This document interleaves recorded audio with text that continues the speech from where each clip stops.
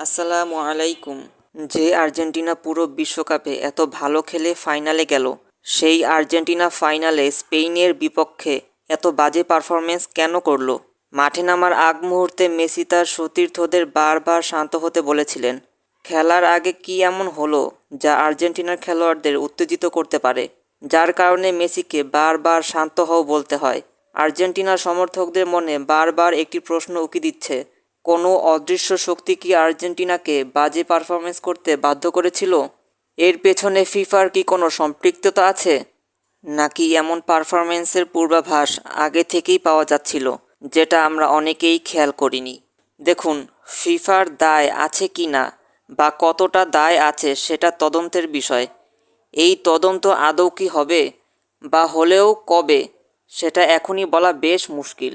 তবে আজকের এই এপিসোডে ডিক্রিপ্ট বা অনুসন্ধান করে আমরা জানার চেষ্টা করব, ফাইনালে আর্জেন্টিনা যে পারফরমেন্স করেছে তার পূর্বাভাস কি আগেই পাওয়া গিয়েছিল, এবং স্পেন এমন কী কৌশলে খেলে যেটা এই বিশ্বকাপে আর্জেন্টিনার শক্তিতে সরাসরি আঘাত করে, যার ফলে আর্জেন্টিনা ফাইনালে হতভম্ব হয়ে যায়।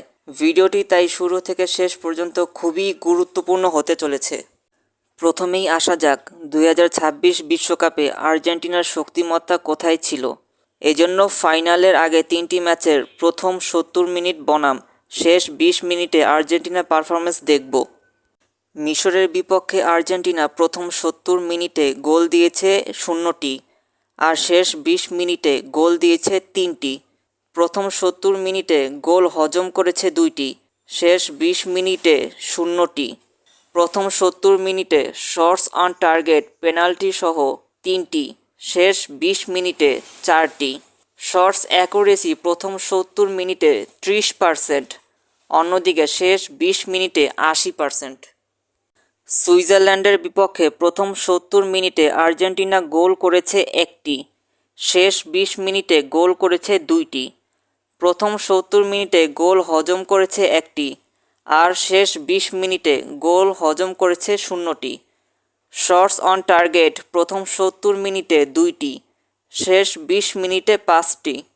বিপজ্জনক আক্রমণ প্রথম 70 মিনিটে 12টি, শেষ 20 মিনিটে 38টি।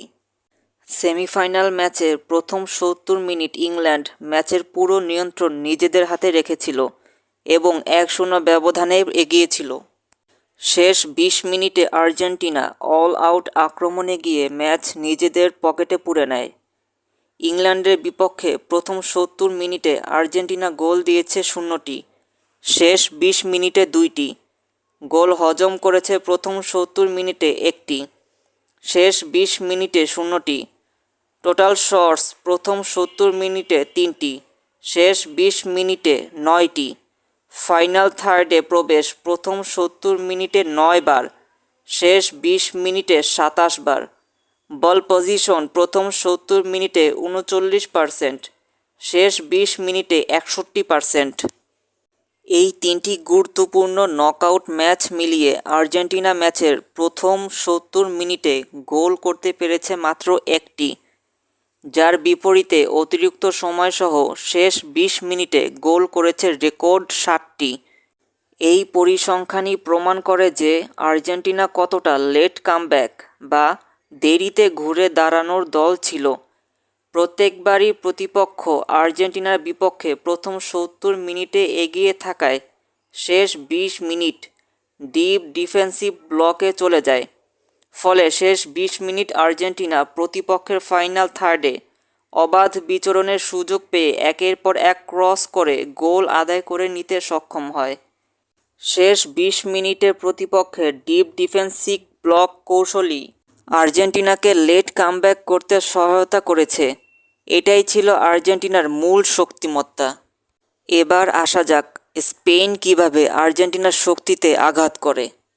তার আগে ভিডিওটি ভালো লাগলে লাইক করতে পারেন, শেয়ার করতে পারেন, কমেন্ট করে জানাতে পারেন আপনার মতামত। ক্রিকেট এবং ফুটবল নিয়ে এরকম বিশ্লেষণ নির্ভর ভিডিও দেখতে চাইলে সাবস্ক্রাইব করুন ডিক্রিপ্টেড স্পোর্টস। স্পেন প্রথাগতভাবে নিচে নেমে পার্ক দ্য বাস ডিফেন্স করা পছন্দ করে না।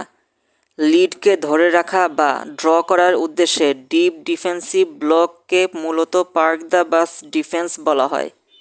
স্পেনের মূল ডিফেন্সিভ ফিলোসফি হলো বল হারালেই সাথে সাথে কেড়ে নাও। আক্রমণে থাকার সময়ও তাদের ৩-২ রেস্ট ডিফেন্সিভ স্ট্রাকচার, যেখানে ৩জন ডিফেন্ডার ও ২জন পিভট মিডফিল্ডার থাকে। ফলে বল হাতছাড়া হওয়া মাত্রই তারা প্রতিপক্ষের বক্সে বা মিডফিল্ডে একটি হাই কাউন্টার প্রেস তৈরি করে প্রতিপক্ষের কাউন্টার অ্যাটাক শুরু হওয়ার আগেই তা ধ্বংস করে দেয়। সহজ কথায়, ডিফেন্সের সময় স্পেন মাঠের মাঝখানের দূরত্ব এতটাই কমিয়ে আনে যে প্রতিপক্ষের খেলোয়াড়দের পাস দেওয়ার মতো কোনো জায়গা থাকে না। এই কারণেই ২০২৬ বিশ্বকাপের সেমিফাইনালে ফ্রান্স এবং ফাইনালে আর্জেন্টিনা স্পেনের বিপক্ষে বক্সের ভিতর বল নিয়ে ঢুকতে পারেনি। ফলস্বরূপ পুরো ৯০ মিনিটে আর্জেন্টিনা একটাও অন টার্গেট শট করতে পারেনি, যেখানে স্পেন ১২ থেকে ১৫টা অন টার্গেট শট করেছে। আবার আর্জেন্টিনা যেহেতু প্রতিপক্ষ দলের ডিপ ডিফেন্সিভ ব্লককে কাজে লাগিয়ে গোল আদায় করে, তাই ডিপ ডিফেন্সিভ ব্লককে অপছন্দ করা স্পেনের সামনে সেই সুযোগ না পাওয়া আর্জেন্টিনার হেরে যাওয়ার অন্যতম প্রধান কারণ। তাই আর্জেন্টিনা যতটা খারাপ খেলেছে তার থেকেও অনেক অনেক ভালো ও বুদ্ধিদীপ্তভাবে খেলেছে স্পেন। স্পেন যখন ফ্রান্সকে হারিয়ে দেয় তখনই আমি বুঝতে পারি এই স্পেন অনেক ভয়ঙ্কর তার প্রতিপক্ষের জন্য, যেটা নিয়ে আমি ফাইনাল ম্যাচের দিন সকাল ১১টায় আমার ডিক্রিপ্টেড স্পোর্টস ইউটিউব চ্যানেলে ভিডিও আপলোড করে জানিয়ে দেই। আপনাদের অনেকেই হয়তো সেই ভিডিওটি দেখেছেন। না দেখে থাকলে এখনই চ্যানেলে গিয়ে দেখে নিতে পারেন, এর লিঙ্ক আমি ডেসক্রিপশন বক্সে দিয়ে দিব। তাই ফাইনালে স্পেনের অতিমানবীয় খেলায় আমি বিস্মিত হইনি, কেননা তাদের শক্তিমত্তা সম্পর্কে আমি ফ্রান্সের বিপক্ষেই টের পেয়েছিলাম। আপনারা কারা এই বিষয়টি আগেই খেয়াল করেছিলেন কমেন্ট করে জানাতে পারেন। ব্রাজিল কেন হেক্সা মিশনে এসে রাউন্ড অফ 16-এই বাদ হয়ে গেল, সেই বিষয়ে ভিডিও চাইলে কমেন্ট করে জানাতে পারেন। ধন্যবাদ।